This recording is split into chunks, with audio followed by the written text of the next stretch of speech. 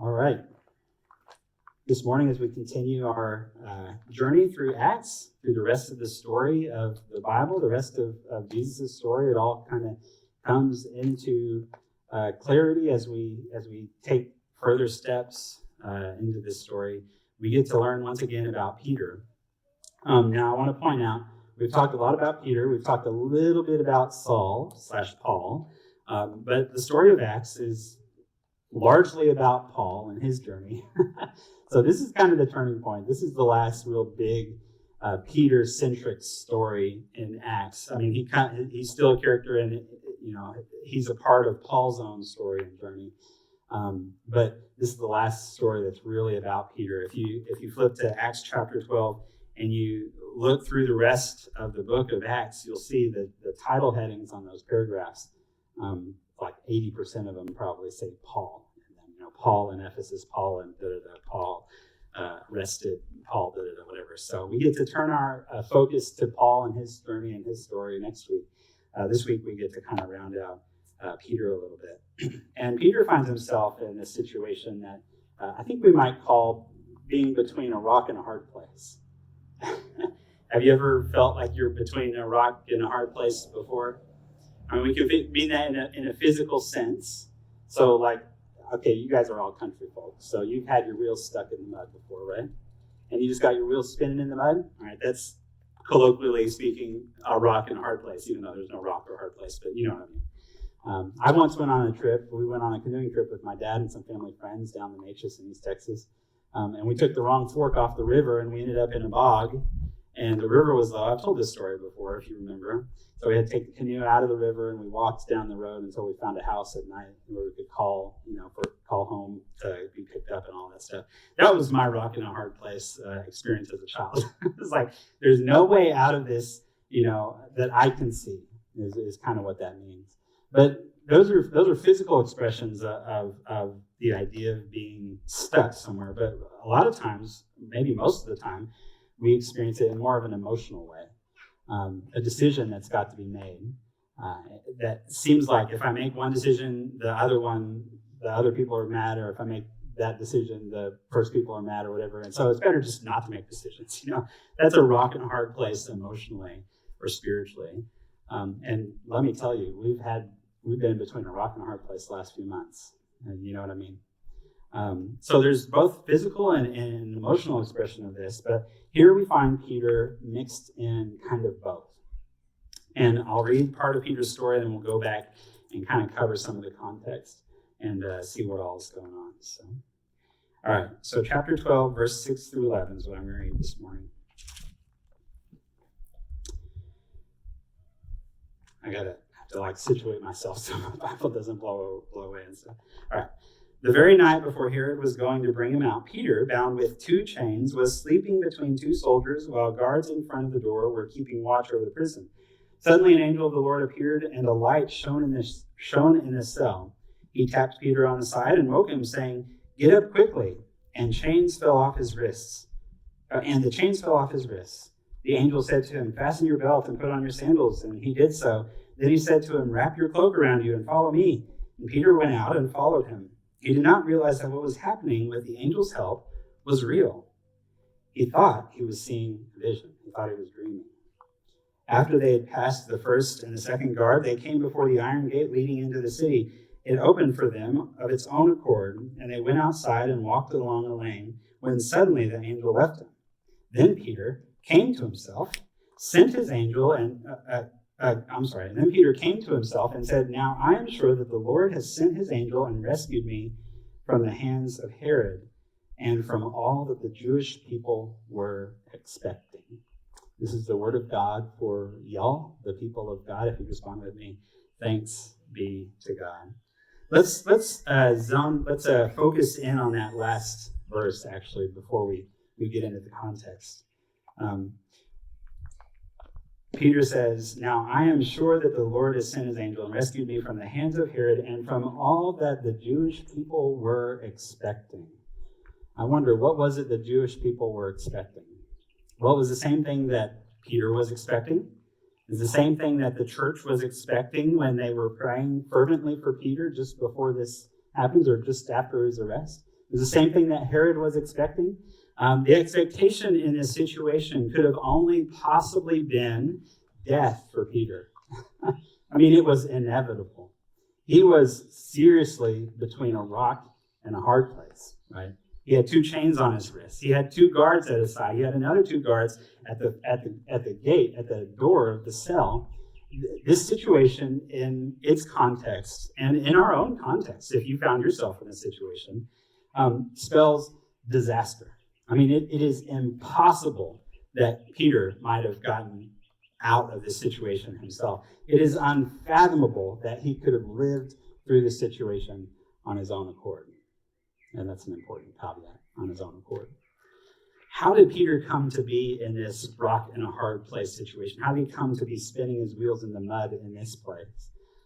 Well, we've heard most of his story. I mean, the Jewish church and the Roman government, they don't really like the little new Christian church. We've seen them persecuted over and over already. Stephen's been stoned to death. Saul was a chief persecutor, and he's been converted already. It goes on and on. We know that story. That refrain is familiar. So that primarily is what gets him there. But there's a particular character in the story that's important too, and his name is Herod. Now, you might recognize that name. Herod is the guy in the Gospels who deals with Jesus, right? Well, actually, this is a different Herod. I'm sorry to tell you, historically speaking, this is a different Herod. It's not the same person. It is the Herod of the Gospels' brother-in-law. So they're related, but this is the guy who came after the Herod of the Gospel. And there's a couple of key differences that are important to the context of the story here. Because the Herod of the Gospel didn't have the kind of power that the Herod of Acts here with Peter does. This Herod in Acts apparently is buddy-buddy with the Roman authorities, and the Roman authorities have made him, so to speak, the king of the Jews. And that sounds familiar too. That's the sign that Pontius, a Roman authority, put on the cross of Jesus. But here the title has been given to Herod, and because this Herod in Acts has been given this identity by the Romans, he's got a lot of power. In fact, he holds lawfully the power of life and death in his hands. Now, that's not a power that Herod in the gospel had. That's not a power that the Sanhedrin, the Jewish kind of governing authority, had in the gospel. That's why in the gospel story, Jesus kind of switches hands a few times, and then finally it's Pontius who crucifies him. All that is because, if Jesus were here with this Herod would say, kill and crucify. This Herod's got the power. In fact, we see that because in the first couple verses of chapter 12, we see that Herod has already killed someone. He's beheaded John, he's beheaded James, who is the brother of John. And he saw that pleased the Jewish people. And he said, okay, let's go after the big honcho. Let's go after that Peter guy. That'll really please him. And so he arrests Peter and puts him in this situation. Now, Peter is between this rock and this hard place, this unfathomably impossible situation to get out of. And he's sleeping. And an angel comes and knocks him over and says, hey, get up, let's go. And Peter's thinking, okay, this is a great dream. I love good dreams. You ever had a good dream that you didn't want to wake up from? That's like, this is what Peter's living. He's like, this is a great dream. I would love to be out of this place. But I know it's not possible. He's in the very back of his subconscious, he's thinking. But the angel leads him out. He walks right past those 4 guards. He walks right up to the gate. The gate just opens and he walks out. And then all of a sudden, Peter doesn't wake up, but he comes to his senses and he realizes, wow, all that was real. I just lived that. And what I was expecting, what I was waiting for, it didn't happen. Instead, I was surprised by a miracle. I wonder what life would look like for us if instead of waiting for what we expect, we might be surprised by the miraculous. That's what Peter's story right here is. He was waiting for what he expected to happen. Everyone expected Peter to be trapped, to be dead, to be beheaded, whatever. But he was surprised when he came to his senses by a miraculous event. Now let's give this a frame of reference, because this is not the first time Peter's experienced a miracle, right? Peter has seen it all. y'all. Peter, right from his calling story, Jesus tells him, yeah, go back out in that water, throw that net on the other side of the boat and catch a bunch of fish. And you can just, Peter's like talking to his fellow fishermen, like, man, this guy's crazy. He wants us to go back out there and catch fish. It's crazy. But they do it and they catch the fish, and that's awesome. That's awesome. But it's pretty believable. I mean, it's still just a fish and a net. But he saw some crazy, unbelievable stuff too.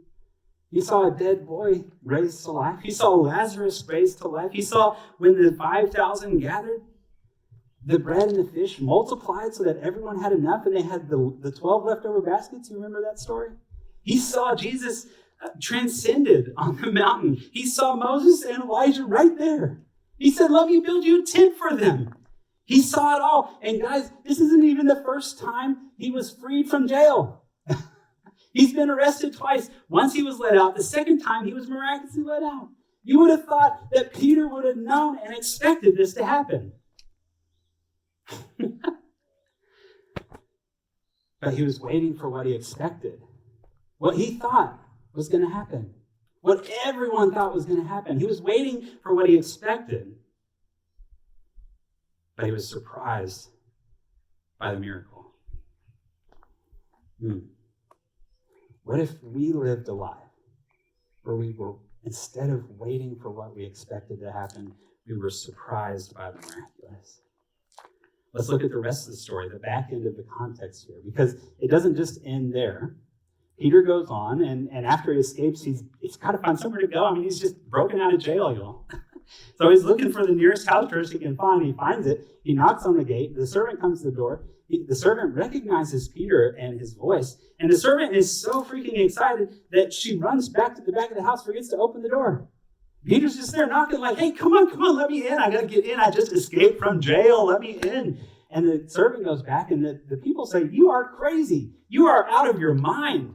That is not Peter. That has to be his angel or his ghost or something, because he's dead. What they expected to happen was death, but they were surprised by the miracle. When they went to the door, they opened it up, and the Bible says they were amazed. No kidding. No kidding. This is an amazing thing. I don't know why I'm so jazzed up. My arms are going everywhere. I'm jazzed up about this story, y'all. What if instead of waiting for what we expect, we live a life where we believe that we might be surprised by the miraculous? Some of you are living a life where you're waiting for what you expect. Your body's breaking down, becoming less and less healthy, less and less able to do stuff. Your marriage is struggling after 10 years, 20 years, 30 years. It's getting harder and harder to be together and to love each other well. Your family is breaking apart. Your children moved away and you don't talk to them. Whatever. Your heart is lonely. Your spouse passed away. Your society is so divided you can't figure out how to operate in it. You're sick and tired of the politics. You're sick and tired of the COVID. You're sick and tired of the economy. You're sick and tired of the president. You're sick and tired of the senator. Whatever. What are we going to do? We're living in a life where we are just waiting for what we expect. But friends, God doesn't want you to just sit there and expect the human thing to happen, the worldly thing to happen. God died on that cross so that the heavenly thing can happen in your life. What if instead of waiting for what we expect, we were surprised by the miracle? What if you looked for the opportunity that God is working in your marriage to actually bring you closer after those 10, 20, 30 years?